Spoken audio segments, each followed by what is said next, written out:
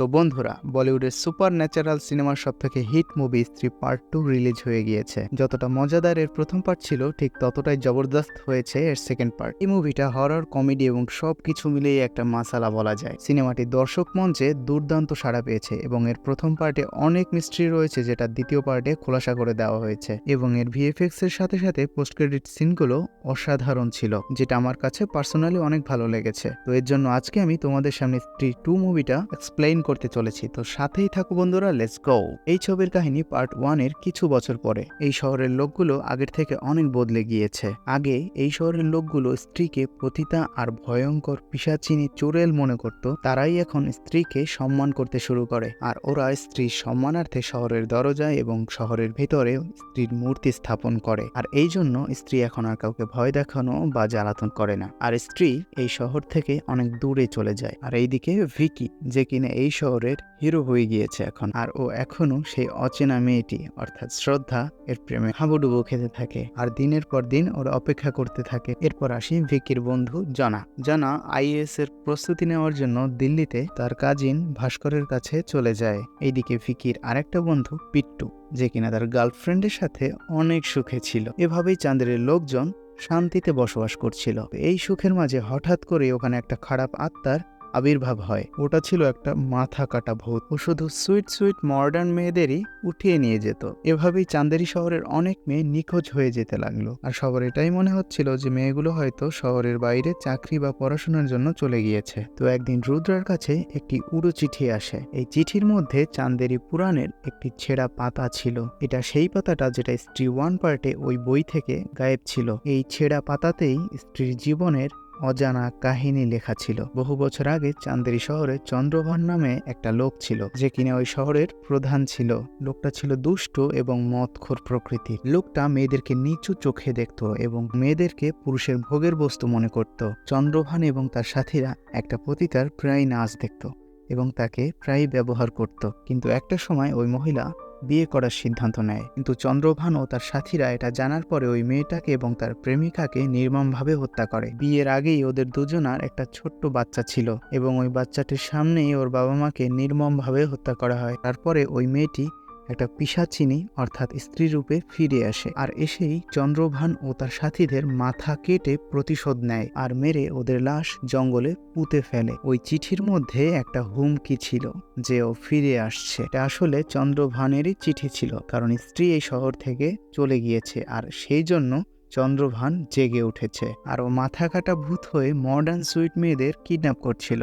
রুদ্রা এই চিঠির ব্যাপারে ভিকিকে খুলে বলেছে, কিন্তু ভিকি এটা প্রথমবারে সিরিয়াসলি নেয়নি। সে হেসে উড়িয়ে দিচ্ছিল। কিন্তু পরে যখন ওর বন্ধু বিট্টুর গার্লফ্রেন্ডকে ভূতটা উঠিয়ে নিয়ে যায়, তখন ও বিশ্বাস করে। এই ঘটনার পরে শ্রদ্ধাও আবার এই চান্দেরি শহরে ফেরত চলে আসে আর এসে ওই মাথা কাটা ভূতের ব্যাপারে কিছু নতুন ইনফরমেশন দেয়। এরপরে ভিকি ওই মাথা কাটা ভূতটাকে আটকানোর একটা আইডিয়া বের করে, আর সেটা হলো স্ত্রীকে আবার এই চান্দেরি শহরে ফেরত আনতে হবে, কারণ স্ত্রী ওই চন্দ্রভানকে মাথা কেটে মেরে ফেলেছিল।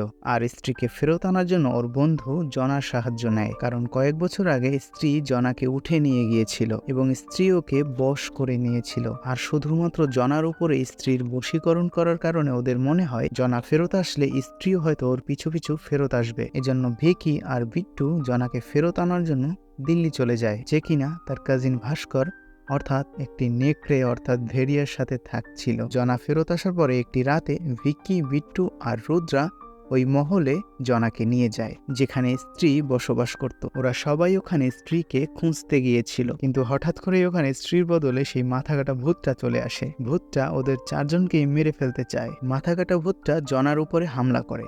এজন্য জনা কিছু সময়ের জন্য মারা যায়, কিন্তু তার কিছুক্ষণ পরেই ও আবার জীবিত হয়ে যায়। ওরা 4 জনেই দৌড়ে মহল থেকে বের হয়ে যায় এবং শহরের দিকে রওনা করে। কিন্তু ভূতটা ওদের পিছুই ছাড়ে না, ওদের মারার জন্য ভিকির উপরে আক্রমণ করে দেয়। আর তখন সেখানে শ্রদ্ধা চলে আসে, যে কিনা জাদুবিদ্যা ও তন্ত্রসিদ্ধ লাভ করে এসেছে। শ্রদ্ধার কাছে স্ত্রীর চুলের সেই বেনিটাও ছিল। শ্রদ্ধা সেই চুলের বেনি দিয়ে মাথা কাটা ভূতটার উপরে আক্রমণ করে, কিন্তু তারপরেও ভূতটার কিছুই হয় না, বরং স্ত্রীর মূর্তিটা ভেঙে সেখানে ও নিজেই দাঁড়িয়েছিল এবং সবাইকে এটাই বোঝায় যে শহরে এখন থেকে ওর রাজত্বই চলবে। পরের দিন সকালে শ্রদ্ধা, ভিকি, বিট্টু আর রুদ্রা এই 4 জন মিলে জনার বাড়িতে যায়। তখন জনা কাল রাতের ঘটনা খুলে বলে। যখন ওর উপরে ভূতটা হামলা করেছিল তখন সে মারা যায়নি, বরং কিছু সময়ের জন্য মাথা কাটা ভূতটার আস্তানায় চলে যায়, যেটা দেখতে অনেকটা আমাদের কল্পনার নরকের মতোই ছিল। এখানে শহর থেকে গায়েব হওয়া সব মেয়েরাই বন্দি অবস্থায় ছিল। ওই রাতের ঘটনার পর থেকে জনা যখনই চোখ বন্ধ করে তখনই তার চোখের সামনে ওই জায়গাটা চলে আসে। জনার মধ্যে এক প্রকার দিব্য দৃষ্টি চলে এসেছিল, যে কিনা ওই মাথা কাটা ভূতটার আস্তানার লাইভ টেলিকাস্ট দেখতে পাচ্ছিল। এই নতুন ভূতটার জন্য শহরের মেয়েদের বাঁচাই মুশকিল হয়ে পড়েছিল। এজন্য সবাই ভিকির কাছে এসে সহায়তা করতে বলে, কেননা ভিকি আগেও একবার এই চান্দেরি শহরকে একটা ভূত থেকে বাঁচিয়েছিল। এজন্য সবাই মিলে ভিকিকে ভূত তাড়ানোর লিডারশিপ দিয়ে হাততালি দেয় এবং বলে, শুধু তুমিই পারবে এটা। এর মধ্যে মহাপূজার সময়ও কাছাকাছি চলে এসেছিল। পূজা শেষ হবার আগেই মাথা কাটা ভূতটাকে যে করেই হোক আটকাতেই হবে, কারণ পূজার পরে ওই শয়তানের শক্তি এত বৃদ্ধি পাবে যে তখন তাকে আটকানোই অসম্ভব হয়ে পড়বে। এজন্য শ্রদ্ধা ভিকিকে সেই ছুরিটা দেয় যেই ছুরিটা দিয়ে স্ত্রীর চুল কেটেছিল, যেন ওই ছুরিটা দিয়ে মাথা কাটা ভূতটাকে মারতে পারে। কিন্তু ওকে মারার জন্য তো ওকে সামনে আনতে হবে। এজন্য ওই মাথা কাটা ভূতটাকে ওর আস্তানা থেকে বাইরে বের করার জন্য রুদ্রা একটি পরিকল্পনা করে। ওরা ঠিক করেছে শহরের মধ্যে একটি ড্যান্স প্রোগ্রাম রাখবে, কারণ চন্দ্রভান ছিল একটা লুচ্চা প্রকৃতির লোক।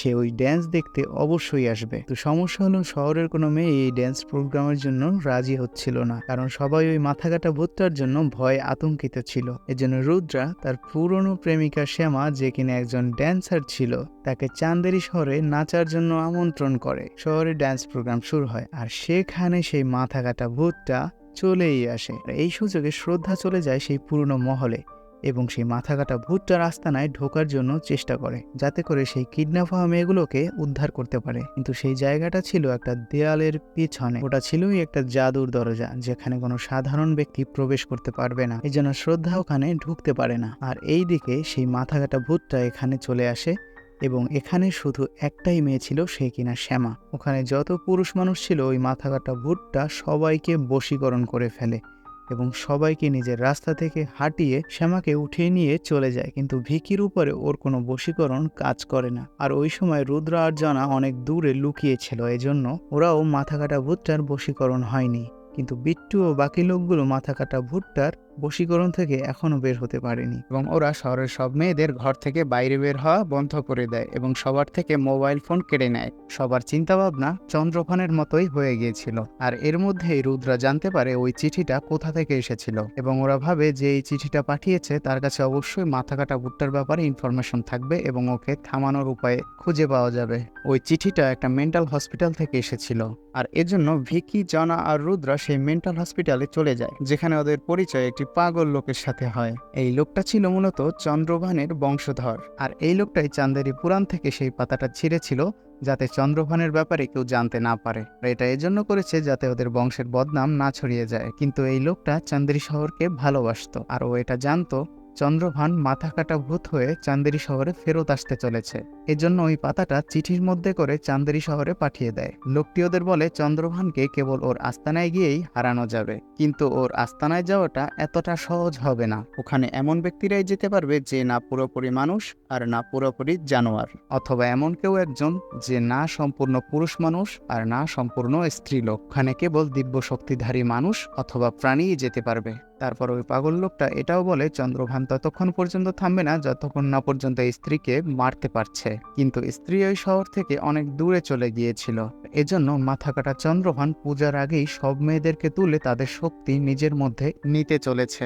এরপর ভিকি, জনা আর রুদ্রা চান্দেরি শহরে ফেরত আসে আর শ্রদ্ধার সাথে কথা বলে মাথা কাটা চন্দ্রভানকে মারার প্রস্তুতি নেয় এবং সবাই মিলে ওই মহলের দিকে যায়। এরপর শ্রদ্ধা জাদুবিদ্যার মাধ্যমে ভিকির শরীরে প্রবেশ করে, আর এর ফলে ওরা দুজনে মিলে তৈরি হয় না পুরোপুরি পুরুষ মানুষ না পুরোপুরি স্ত্রীলোক, এবং ওই দেওয়ালের উপাশে যেতে সক্ষম হয়। আর ওইদিকে জনা বাইরে বসে নিজের দিব্য দৃষ্টি দিয়ে রুদ্রাকে নরকের লাইভ টেলিকাস্ট দেখছিল আর শোনাচ্ছিল। দেয়ালের ওপাশে পৌঁছে ভিকি আর শ্রদ্ধা নিজেদের শরীর আলাদা করে নেয়। ওই জায়গাটা আসলেই ভয়ানক ছিল এবং আমাদের কল্পনার নরকের মতোই ছিল, এবং নিচে জ্বলন্ত লাভার আগুন দেখা যাচ্ছিল। ওখানেই একটা শেকড়ওয়ালা গাছের নিচে কিডন্যাপ হওয়া মেয়েদের দেখতে পাওয়া যায়, যারা সবাই ওই মাথা কাটা ভূতটার বশে ছিল।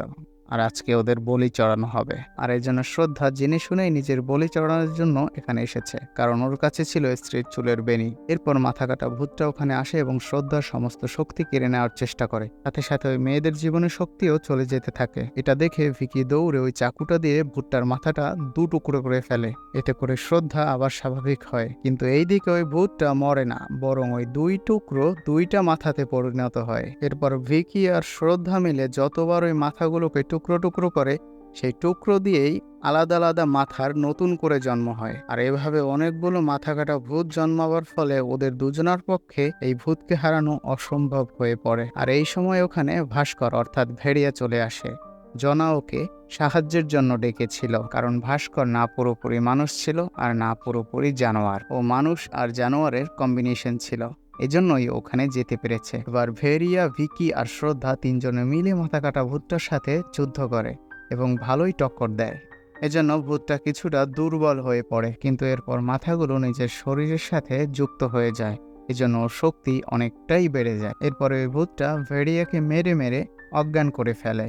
আর এইদিকে ভিকি ওই তলোয়ারটা খুঁজে পায়, যেটা দিয়ে অনেক আগে স্ত্রী চন্দ্রভানের মাথা আলাদা করে ফেলেছিল। কিন্তু তলোয়ারটা পাথরের মাঝে এমনভাবে আটকে ছিল, যেটা ভিকি অনেক চেষ্টা করার পরেও বের করতে পারছিল না। আর এইদিকে শ্রদ্ধা একা ওই ভূতটার সাথে যুদ্ধ করে। শ্রদ্ধা ওই চুলের বেনিটা দিয়ে ভূতটার উপরে আক্রমণ করে, কিন্তু ওই ভূতটার তাতে কিছুই হয় না। ভূতটা ওই চুলের বেনিটা ছিঁড়ে আলাদা করে ফেলে এবং ওকে মারার চেষ্টা করে। তখন শ্রদ্ধা জোরে চিৎকার করে ওর মাকে ডাকে, যেটা শুনে স্ত্রী বিদ্যুতের গতিতে ওখানে চলে আসে। বাস্তবে শ্রদ্ধা হলো স্ত্রীর মেয়ে, যার সামনে তার মাকে চন্দ্রভান পুড়িয়ে মেরেছিল। কিন্তু স্ত্রী শ্রদ্ধাকে নিজের মেয়ের রূপে চিনতে পারে না, কারণ তার কল্পনায় তার মেয়ে এখনো সেই ছোট্ট বাচ্চাই আছে। আর এই চিনতে না পারার কারণে পার্ট 1-এও কিন্তু স্ত্রী তার মেয়েকে অর্থাৎ শ্রদ্ধাকে মারতে চেয়েছিল। কিন্তু এবার শ্রদ্ধা স্ত্রীকে মা বলে চিৎকার করে ডাকে এবং ওখানে এসে সে তার মেয়েকে চিনতে পারে। এবার স্ত্রী চন্দ্রভানের সাথে যুদ্ধ করে এবং এর মাঝে